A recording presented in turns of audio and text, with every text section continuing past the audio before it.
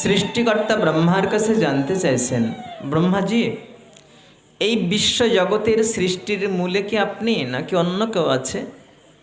সৃষ্টিকর্তা ব্রহ্মা তখন বললেন, না, আমি সৃষ্টিকর্তা।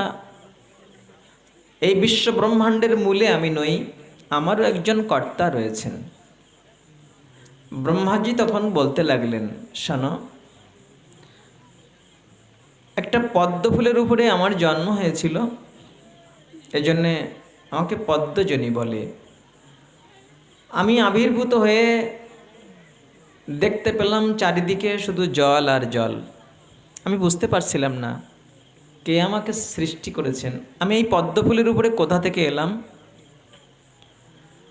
যখন আমি কারণ খুঁজে পাচ্ছিলাম না, কাউকে দেখতে পাচ্ছিলাম না, তখন একটা শব্দ শুনতে পেলাম, তপ তপ।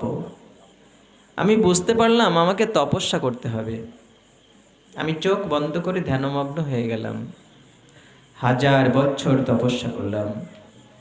তারপরে ওই পদ্মের মূলে আমি দেখতে পেলাম, কিরীটিনং কুণ্ডলিনং চতুর্ভুজং পীতাম্বরং বক্ষসি লক্ষিতং শ্রিয়াম। খুব সুন্দর মাথায় মুকুট রয়েছে, কর্ণে কুণ্ডল রয়েছে এবং চতুর্ভুজধারী পীত বসন পরিধানকারী লক্ষ্মী দেবী তার চরণ সেবা করছেন। গর্ভদোক্ষায়ী ভগবান মহাবিষ্ণুর দর্শন পেলাম। আমি প্রভুর কাছে জানতে চাইলাম, প্রভু, আপনি কেন আমাকে সৃষ্টি করেছেন? এই পদ্মফুলের উপরে কেন আমি আসলাম? কি করতে হবে আমাকে? তিনি আমাকে বললেন যে তুমি জগৎ সৃষ্টি করবে, আমি তোমাকে জগৎ সৃষ্টি করার জন্যই তৈরি করেছি। তখন ব্রহ্মাজি বললেন, আমি তার কাছে জানতে চাইলাম যে কোনো কিছু সৃষ্টি করতে গেলে তো তার নির্মাণ কৌশল জানা প্রয়োজন। আমি তো জানি না কিভাবে জগৎ সৃষ্টি করতে হবে, আপনি আমাকে শিক্ষা দিন।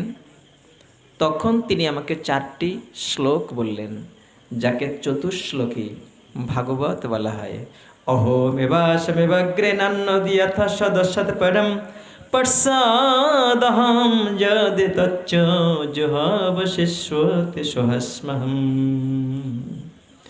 প্রথমে বললেন, শোনো ব্রহ্মা, অহমেবাসমেবাগ্রে, সবার অগ্রে, যেদিন কেউ ছিল না সেদিন আমি ছিলাম। ভগবান গর্ভদোক্ষায়ী মহাবিষ্ণু বলছেন। পশ্চাদহম, যেদিন সব ধ্বংস হয়ে যাবে, কেউ থাকবে না, কিছু থাকবে না, সেদিন আমি থাকব। রীতয়র্তং যত প্রতীয়ত না প্রতীয়ত যতমণি তদ বিদ্যত যতমনময়ং যথা ভাসু যততমঃ। শোনো, এই বাইরে যেটা দেখা যাচ্ছে এটা হচ্ছে অনাত্ম বস্তু, আর এর ভিতরে যেটা রয়েছে এটা দেখা যায় না, সেটা হচ্ছে আত্মবস্তু। ভিতরে যেটা আছে সেটা আত্মবস্তু, সেটা কিন্তু দেখা যায় না, সেটাই চিরন্তন, সেটা অবিনশ্বর। আর বাইরে যেটা দেখা যাচ্ছে এটা অনাত্ম, এটা নশ্বর বস্তু, এটা একদিন ধ্বংস হয়ে যাবে, নষ্ট হয়ে যাবে, কিন্তু ভিতরেরটা নষ্ট হবে না, সেটা অনাত্ম বস্তু। আবার যেটা নষ্ট হবে না কোনো দিন, সেটা কিন্তু দেখা যায় না, আর যেটা দেখা যাচ্ছে এটা একদিন নষ্ট হয়ে যাবে। এই যে ঘটনাটা, এটা কিন্তু আমার মায়া।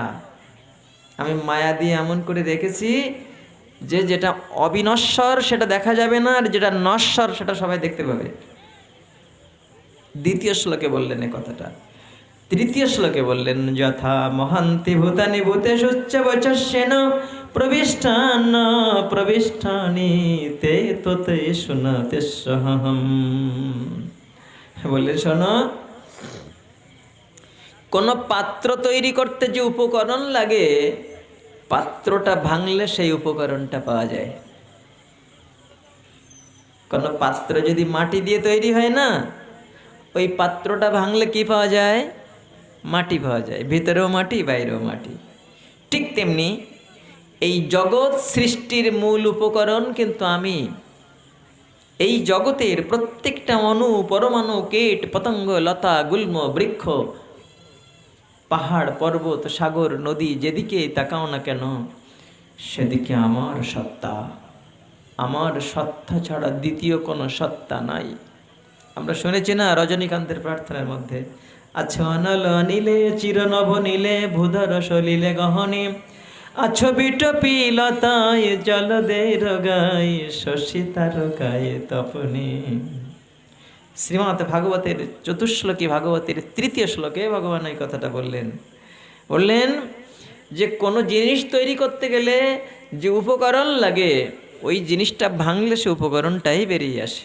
ঠিক তেমনি এই বিশ্ব জগৎ সৃষ্টির মূল উপকরণ হচ্ছে আমি। তাই এর প্রত্যেকটা অনুপরমাণুর মধ্যে আমার সত্তা বিরাজিত। হ্যাঁ, এ সনাতন ধর্মের মানুষরা যাকে দেখে তাকে প্রণাম করে। ও কাঠকে প্রণাম করে, পাথরকে প্রণাম করে, একটা নুড়ি পাথর পড়ে থাকলে তাকে প্রণাম করে।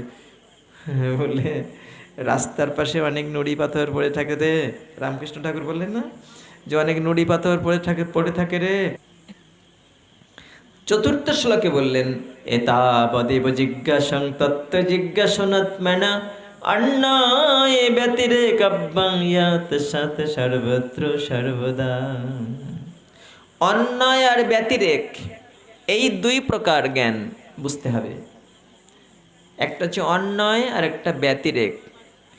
অদন্তন্যয় বফলা অন্তস্থ্য অন্যায়। এই অন্যায় মানে হচ্ছে কোনো কিছুর সাথে সম্বন্ধ যুক্ত হওয়া, আর ব্যতিরেক মানে হচ্ছে বিচ্ছিন্ন হয়ে যাওয়া। ভগবান বুঝালেন যে শোনো, সৃষ্টিকর্তা ব্রহ্মাকে শিক্ষা দিচ্ছেন, শোনো ব্রহ্মা, অন্যায় আর ব্যতিরেক এই দুটো সম্বন্ধ বুঝতে হবে। অন্যায় মানে হচ্ছে আমার সাথে সম্বন্ধে যুক্ত হওয়া, আর ব্যতিরেক মানে হচ্ছে আমার থেকে বিচ্ছিন্ন হয়ে যাওয়া।